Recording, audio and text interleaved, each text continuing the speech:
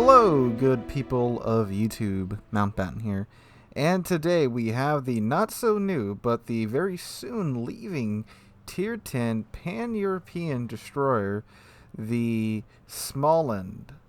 So the Smaland is leaving in 10.1, which is roughly a month or so-ish away from today. And the Smaland is obtainable only through free XP. You have to grind out 2 million free XP in order to obtain the Smaland. Now, I know a lot of you are probably thinking, well, it's a little late for a first impressions review on this, because even the most grindiest of grind monkeys would have a bit of a task in front of them, grinding out 2 million free XP in roughly a month. And yes, that is true. And I didn't really plan on reviewing this ship at all. I was just...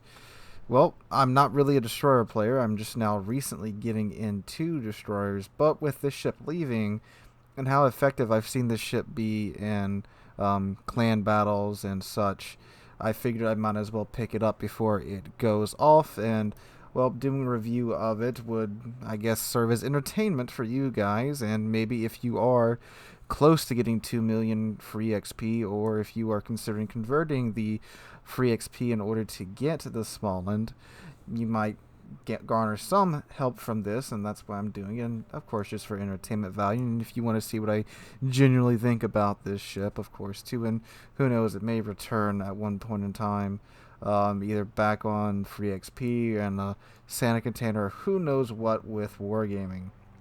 But anyway, if you do want to convert 2 million free XP to get the Smaland, you will be paying upwards of $200-ish. I didn't have to convert that much free XP. I had to convert about 900,000 free XP, which is still pretty expensive, but again, for a tier 10, for a ship that seems to be as good as this ship, I mean, it might be worth it if you're into competitive. I know some people spend way more money than that trying to just get one ship. But anyway, let's go ahead and go through the Smaland. No modules have been applied, nor captain skills equipped. So armor, yeah, it's a DD. I don't know what you expected here. 19 millimeters all around. It's not a Soviet DD, so no big surprises there.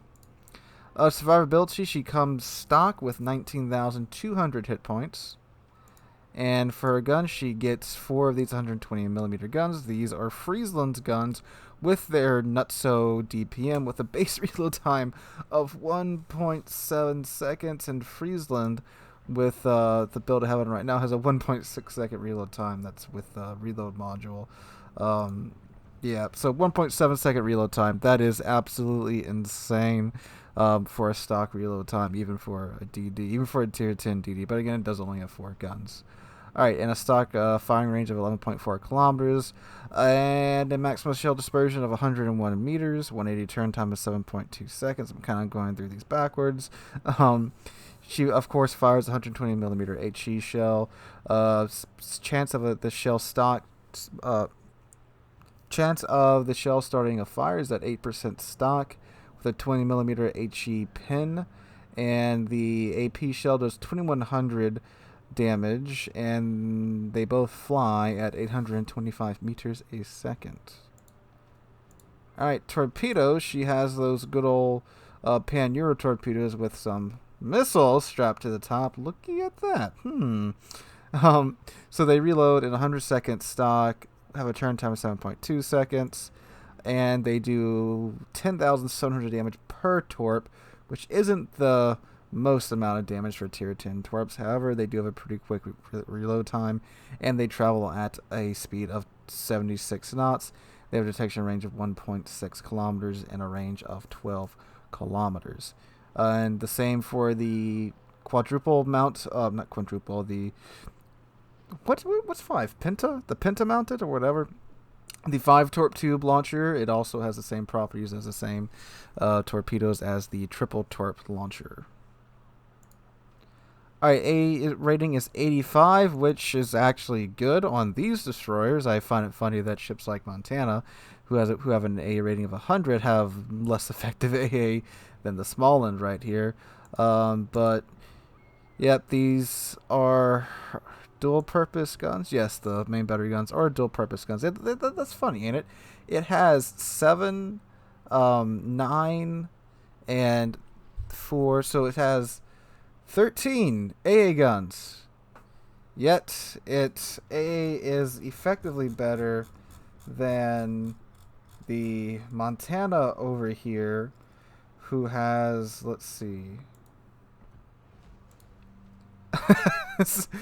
20, 40, 80. So that right there is 140 AA guns. Then add on the 20, so it has 160 AA guns. But the Smaland has effectively better AA. It's funny, ain't it? Anyway, back to the Smaland. Okay. Maneuverability, top speed of 35 knots. These are, of course, not the fastest DDs in the world. A turning circle radius of 660 meters and a rudder shift time of 4.3 seconds. She has a concealment range of 7.6 kilometers base and detectability by air above 3.5 kilometers. All right. For her equipment, for consumables, she gets engine boost, a hill, and radar. Which that's quite spicy and competitive, let me tell you about that. Alright, I'm going to go ahead and kit her out, and I'll see you guys right back here. Alright, feature Mountbatten here. I recorded one section of the equipment and commander skills, but screw that, this build works much better. So I went with preventive maintenance, adrenaline rush, survivability experts, BFT, superintendent, demolition expert, and AFT. And then for the equipment, I went with main armaments mod 1, propulsion mod 1, torpedo tubes mod 1, propulsion mod, engine room protection, Jesus, mod, then the propulsion mod 1, concealment, and then main battery mod 3. And what this does, this gives you a 1.3 second reload time on your 120s, along with a 10.5% chance of starting a fire, and that is absolutely amazing. Alright, now here is the voiceover in Battle Mountbatten. Alright, so the Smaland, it is, yeah, you've heard how nuts it is, it's accurate, this thing's crazy, yeah, this thing is insano buengo, like, good lord, the matches I had in it were quite something. The first two weren't really that impressive in terms of damage, but I did absolutely just roll over pretty much any DD. Most of the times that I died, the reasoning was I just overextended chasing the DD down when I probably should have let it go. And then in the second match that I had, a Kleber showed up in the middle of me stomping the Holland and the gearing. So yeah, that the French boy broke up the fight there pretty much. But when you are allowed to roam around in the Smaland and you have open water, good God, this thing is nuts. That 1.3 second reload time with Adrenaline Rush in the match you're watching right now, by the end of it, oh boy, wow, my guns were going pretty fast. I think toward the end I had a 0.9 or a 1 second flat reload time. I couldn't tell because the reload timer was literally on the screen for like a literal second at that point. And good God, just wow, Adrenaline Rush and this ship work really well together. Even without Adrenaline Rush, a 1.3 second reload time on these guns is nuts. So the guns are great. 120 millimeter, doesn't matter. You can't pin, above 20 millimeters without IFHE. Just the sheer amount of shells that you will be vomiting out of your guns, it doesn't matter. You're going to be doing enough damage through tiny hits or through fires. Just again, the amount of shells it's nuts. I mean, you're seeing it on screen right now. So other aspects of the ship, AA, it's nice having a ship that when you turn your AA on, the planes go away. I forgot what that was like. But yes, keep it turned off. The planes flying, let the planes fly into your AA radius, and then just wait a couple seconds till they're maybe 5 kilometers away. They're well within your AA radius, and then let it rip. Let it freaking rip, and they will pay. They will pay. I didn't test it against an FDR because I didn't run into one that was on the enemy team, but against Tier 10 and Tier 8 CVs, just they will pay the price for trying to get to you, as I'm sure you'll probably see toward the end of this video. But on top of that, the torpedoes, I didn't get to use them a whole lot. They do reload nice and quickly. They don't do a whole lot of damage per torpedo, but the speed that they're going, it makes them very difficult for larger ships to dodge. So, of course, larger heavy cruisers and battleships. And again, with their speed, it's hard for them to dodge it. So it's pretty easy to land torpedo hits with the Smaland, and again, European DDs in general too. And you know, again, they don't do a lot of damage, but the speed at which you're able to vomit them out. I mean, you know, you're not doing it every 30 seconds, but 100-second torpedo reload time is pretty nice. And you do have two sets: the triple tube and then the 5-tube. And I mean, again, torpedoes, they're nice, but the main attraction about this ship is, of course, those guns. And I played it as basically a Swedish fish Cabarals, and it worked. It worked out fine. Now, of course, the radar too. The radar does give you the ability in competitive, and that's where I've seen most of the ship. I haven't really seen this ship in randoms too much. I'm not sure if it's because of the cost of the ship, which we'll get into that in a second, or just because it's pretty evil to bring this thing into randoms. But in competitive, this is a really useful ship for cap contesting, because with the radar, you can pretty much peek at whatever's in the cap, and normally that scares them off. And I did do that in my first match with it. I basically just sat in the cap and shouted at the other DDs when they touched it with the radar, and then gunning them down with the guns. And again, it's great for that. But in randoms, this thing's a monster for damage farming and just bullying ships out of existence. I think the only thing that can really give this thing a run for its money besides another Smaland is like maybe a Smolensk if it knows what it's doing, or Marceau, or a really good CV player, because this thing's pretty unstoppable once it gets out in the open. You've got that heal too. That heal is really sweet. It allows you to ride adrenaline rush a little bit more, and I know, you know, in the DD you're not really supposed to do that because you have so little health, but me being me, I did that for sure. I held my heal until I really needed it, but you know, again, that's another conversation for another day. But with that heal, you can really just abuse adrenaline rush, and of course also live much longer than most DDs were. You can afford to get in it with other DDs a bit more and get more in those knife fighting situations, or again just those fights with other DDs, and be pretty confident that you're going to come out on top with, one, with your guns, of course, and then two, with your heal on top of that, and radar too. You know, your 5.5 kilometer detection range is going to help you with a 7.5 kilometer radar on a DD that's chasing you, that's predetermined to kill you. So yeah, it's a monster. It is. What else about this ship? For the price, I guess we can talk about that now. So you need 2 million free XP to get the Smaland, and you have roughly, well, 10.0 should be dropping last week of January, first week of February-ish, somewhere in there. So about 3 to 4-ish weeks away, depending upon, again, when they decide to drop 10.0.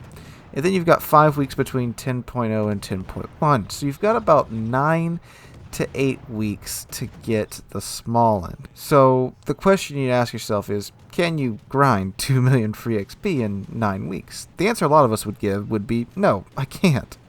So if you really do want this ship, what I do recommend you do is just save up as much free XP as you can within the next 8-ish weeks. And then, you know, roughly a week away from when 10.1 drops. So I would say a safe bet would be first week of March. So maybe just save up to the last week of February, see where you're at, and see if it's reasonable for you to convert the XP over. And if not, don't sweat it. The ship is amazing. However, it's not amazing to the point to where it's worth dropping a ton of cash to convert the XP to get it. And unless you are some super competitive person and you play a lot of clan wars and you play a lot of ranked or whatever, it's really not worth it. I mean, it's a great ship, again, but 2 million XP, that is a lot. That is roughly 4 lines, 4 normal tech lines there. And if you are one of those really competitive people that do competitive game modes and such, you probably already have it, to be honest, or probably already working on getting it, and you've already made up your mind about it. So again, for everybody else, if you've got the XP or you're pretty close to getting the XP, and you really want the ship, you like what you see, yeah, it's worth it if you already have the resources. But it's not worth dropping everything you're doing right now and just trying to save up for it over the next 9 weeks. But it is a good ship if you are willing to do that. But I'm not recommending anybody go out and do that. My opinion of it is it's a fantastic ship. It really is.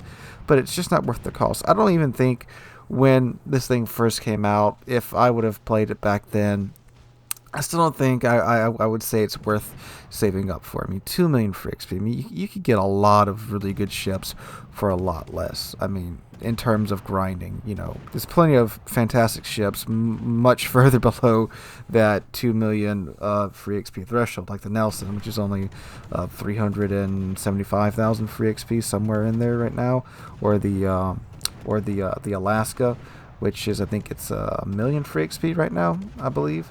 So yeah, those are 2 ships you could get for just about well under the cost of this ship. So it's a great ship, and again, if you've got the resources, if you've been saving up your free XP, if you've been wondering about getting it, I do think it is worth getting, but not worth dropping a bunch of money on it right now or just grinding your life away for the next 9 weeks. So that's what I think about the Smaland. It's a great ship, it's a fun ship, but one that's simply too expensive for most players to get.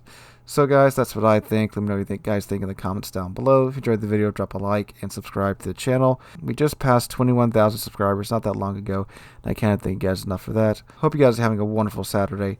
I hope to catch you guys in the next one.